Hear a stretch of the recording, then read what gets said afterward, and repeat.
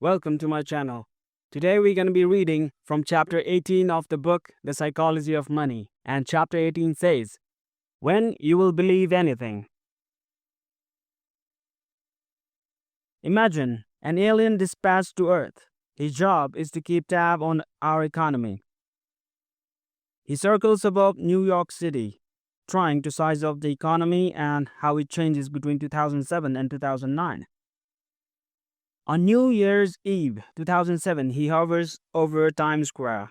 He sees tens of thousands of happy partygoers surrounded by bright lights, monstrous billboard, fireworks, and TV cameras.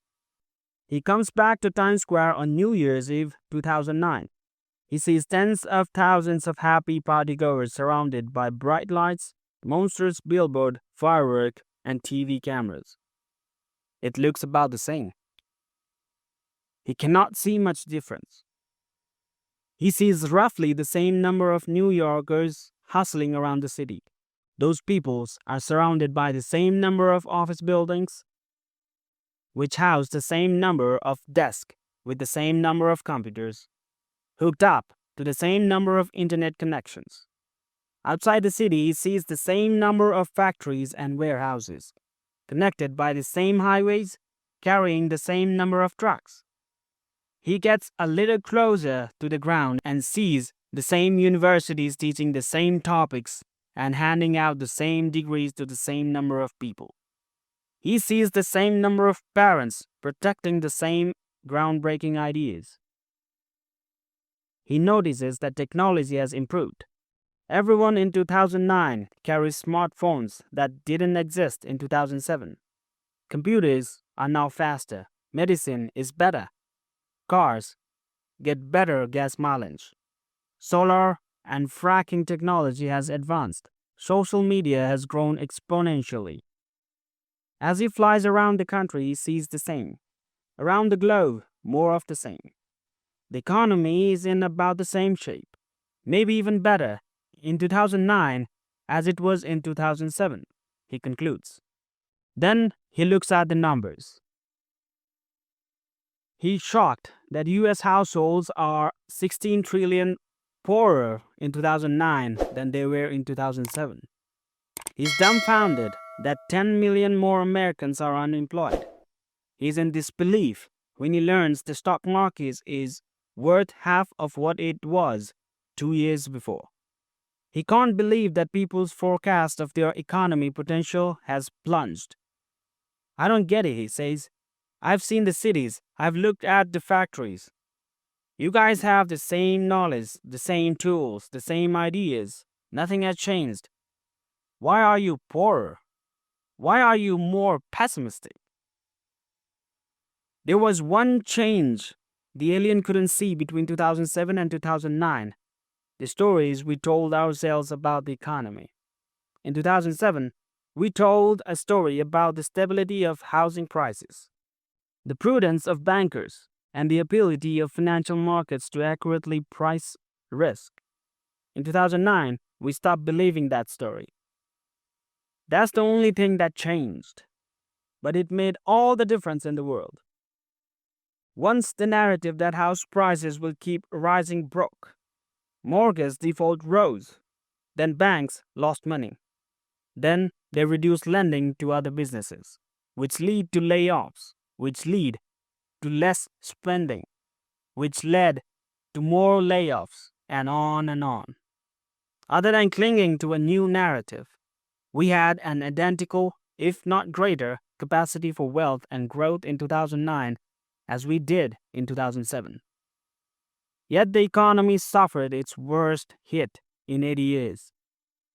This is different from, say, Germany in 1945, whose manufacturing base had been obliterated, or Japan in 2000s, whose working age population was shrinking. That's tangible economy damage. In 2009, we inflicted narrative damage on ourselves, and it was vicious. It's one of the most potent economy forces that exist. When we think about the growth of economies, businesses, investments, and careers, we tend to think about tangible things. How much stuff do we have and what are we capable of? But stories are by far the most powerful force in the economy. They are the fuel that can let the tangible parts of the economy work, or the brake that holds our capabilities back. At the personal level, there are two things to keep in mind about a story driven world when managing your money. One, the more you want something to be true, the more likely you are to believe a story that overestimates the odds of it being true. What was the happiest day of your life? The documentary How to Live Forever asks that innocent question in a centurion to a centurion who offered an amazing response. Our mystic days, he said, referred to the 1918 agreement that ended World War I. Why? The producer asked. Because we knew there would be no more wars ever again, he says. World War II began 21 years later, killing 75 million people. There are many things in life that we think are true because we desperately want them to be true. I call this thing appealing fraction. They have a big impact on how we think about money, particularly investing and the economy. An appealing friction happens when we are smart. We want to find solutions, but face a combination of limited control and high stakes. They are extremely powerful. They can make you believe just about anything. Take a short example. Ali Hazaji's son was sick. Elders in his Yemeni village proposed a folk remedy.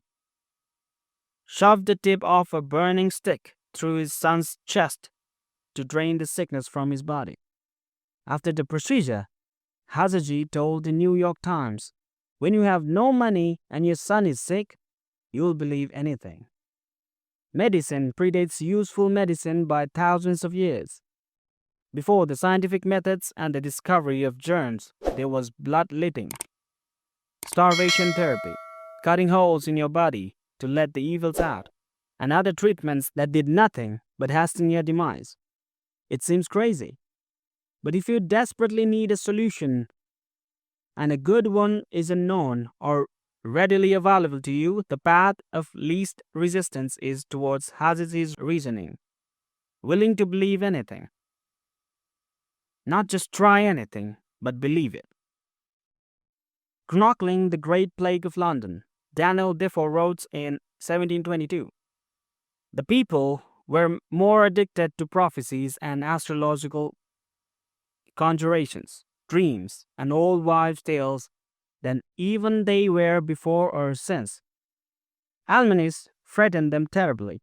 The posts of houses and corners of streets were plastered over with doctor's bill and papers of ignorant fellows, cracking and inviting the people to come to them for remedies, which was generally set off with such flourish as these infallible preventive pills against the plague, never failing preservatives against infection, sovereign cordials against the corruption of the air. The plague killed a quarter of Londoners in 18 months. You'll believe just about anything when the stakes are that high." Now think about how the small set of limited information and high stakes impact our financial decisions. Why do people listen to TV investment commenters that has little track record of success? Partly because the stakes are so high in investing. Get a few stock picks right and you can become rich without much effort.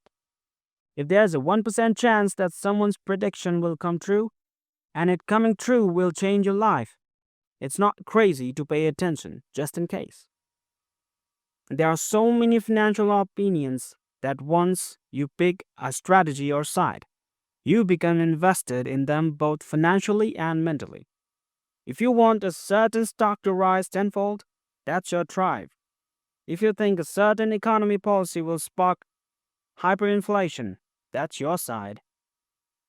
These may be low probability bets. The problem is that viewers can't or don't celebrate low odds like 1% chance.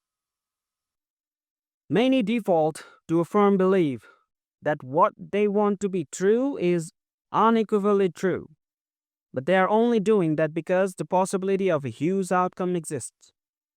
Investing is one of the only fields that offers daily opportunities for extreme rewards.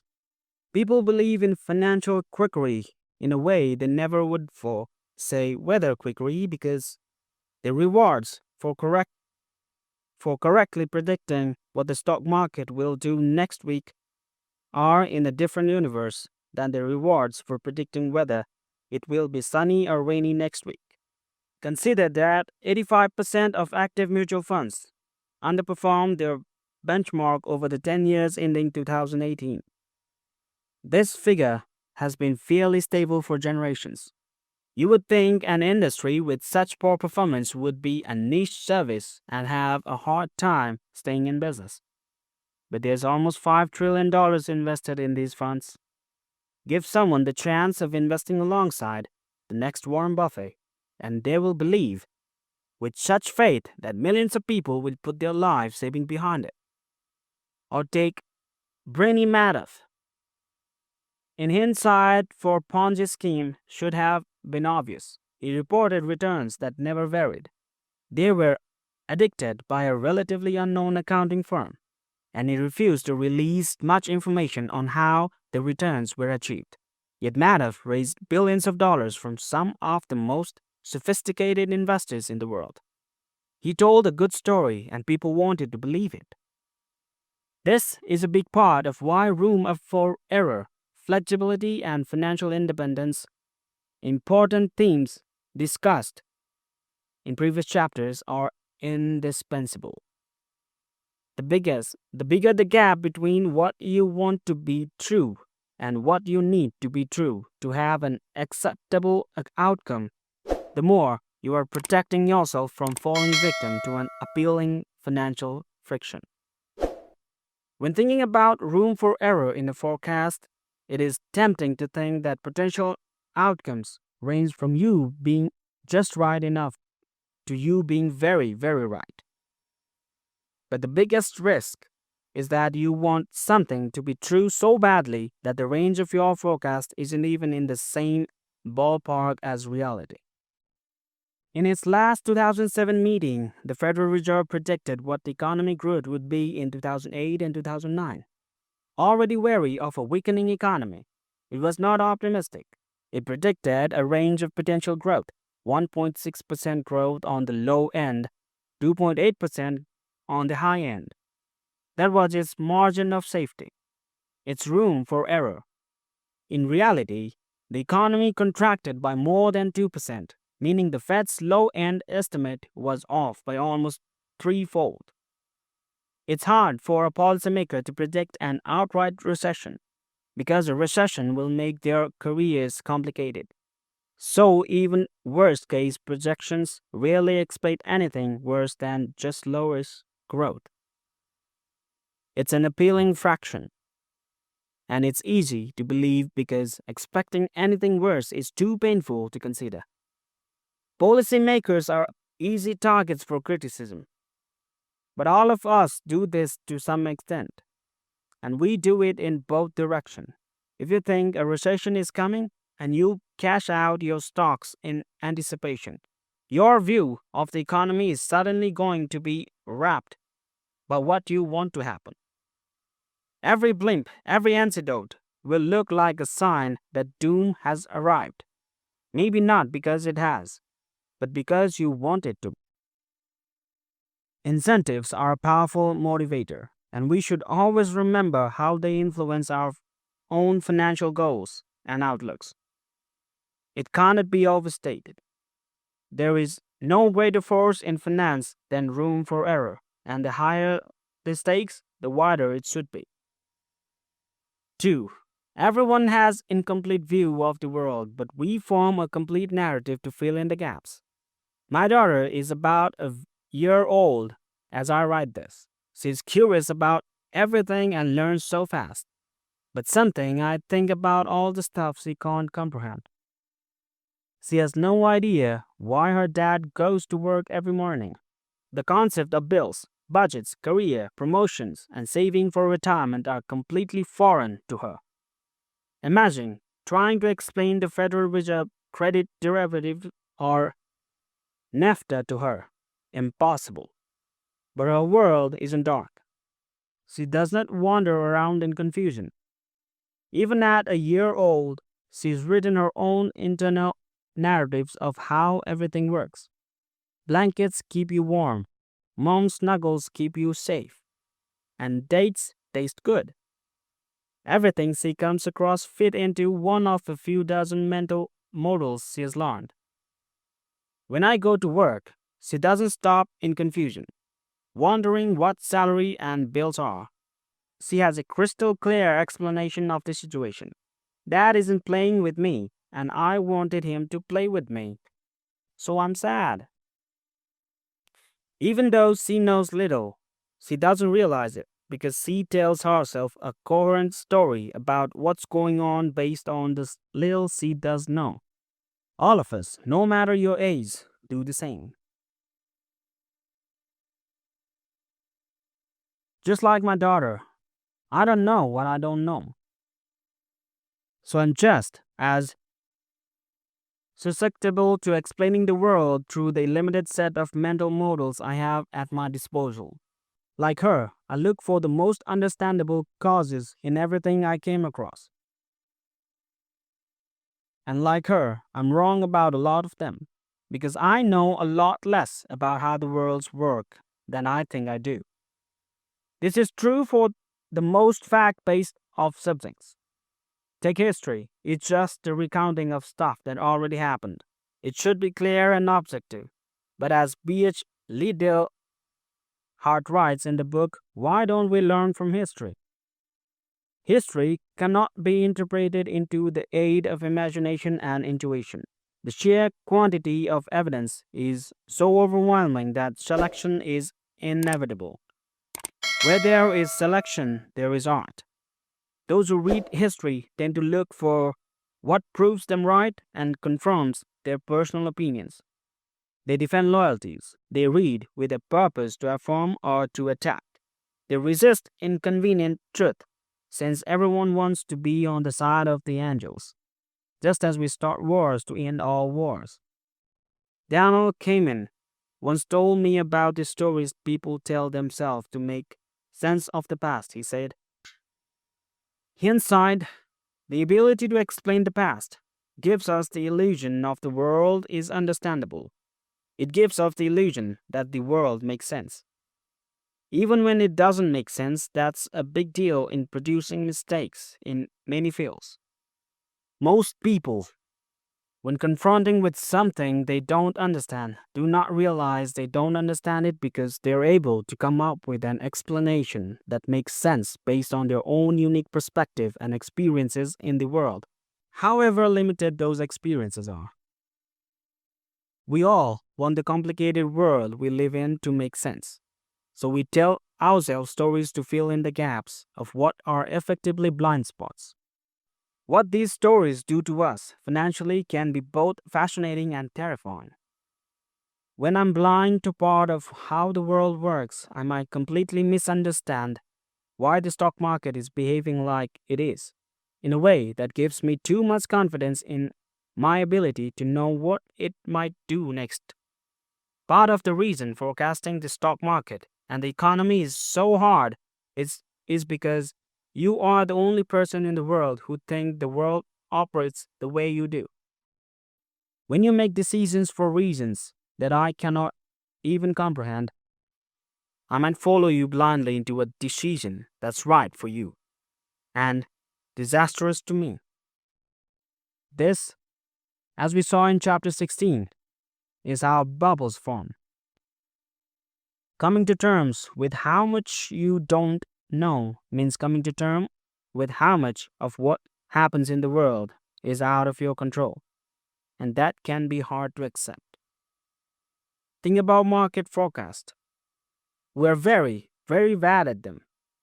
I once calculated that if you just assume that the market goes up every year by its historic average, your accuracy is better than if you follow the average annual forecast of the top 20 market strategies from large Wall Street banks. Our ability to predict recession isn't much better.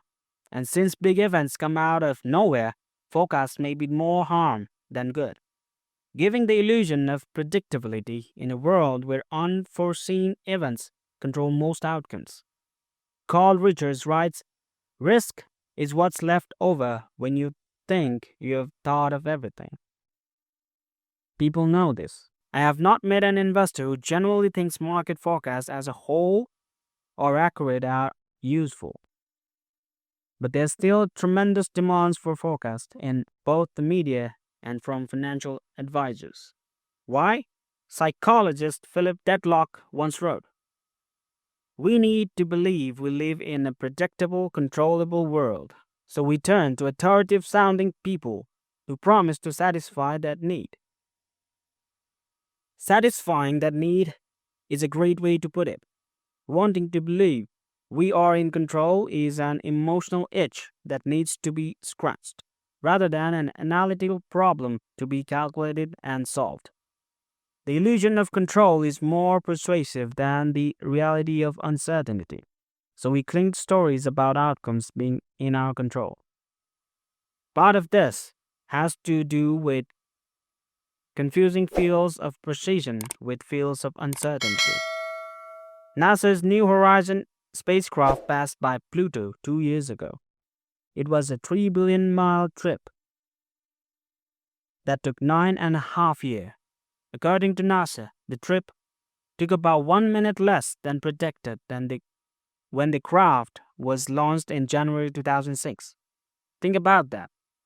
In an untested, decade-long journey, NASA's forecast was 99.99998% accurate. That's like forecasting a trip from New York to Boston and being accurate to within 4 millionth of a second. But astrophysics is a field of precision. It isn't impacted by the vagaries of human behavior and emotions, like finance is. Business, economies, and investing are fields of uncertainty, overwhelmingly driven by decisions that cannot easily be explained with clear formulas, like a trip to Pluto can. But we desperately want it to be like a trip to Pluto, because the idea of a NASA engineer being in 99.99998% control of an outcome is beautiful and confronting. It's so confronting that we are tempted to tell ourselves stories about how much control we have in other parts of our life, like money. Kahneman once laid out the path these stories take. When planning, we focus on what we want to do and can do, neglecting the plans and skills of others whose decisions might affect our outcomes. Both in explaining the past and to predict the future, we focus on the casual role of skill and neglect the role of luck. We focus on what we know and neglect what we do not know, which makes us overly confident in our beliefs. He described how this impacts businesses. I have had several occasions to ask founders and participants in innovative startups a question. To what extent will the outcome of your effort depend on what you do in your firm? This is evidently an easy question. The answer comes quickly, and it has never been less than 80%, even when they are not sure they will succeed. These bold people think their fate is almost entirely in their own hands. They are surely wrong. The outcome of a startup depends as much as on the achievements of its competitors and on changes in the market as on its own effort. However, entrepreneurs naturally focus on what they know best, their plans and actions, and the most immediate threats and opportunities, such as the availability of funds, They know less about their competitors and therefore find it natural to imagine a future in which the competition plays little part. We all do this to some extent. And like my daughter, it doesn't bother us a bit. We we don't wander around blind and confused. We have to think the world we operate in makes sense based on what we happen to know. It would be too hard to get out of bed in the morning if you felt otherwise. But the alien circling our Earth, the one who's confident he knows what's happening based on what he sees, but turns out to be completely wrong because he can't know the story going on inside everyone else's head. He is all of us. And that's it for today. See you on the next chapter in next video.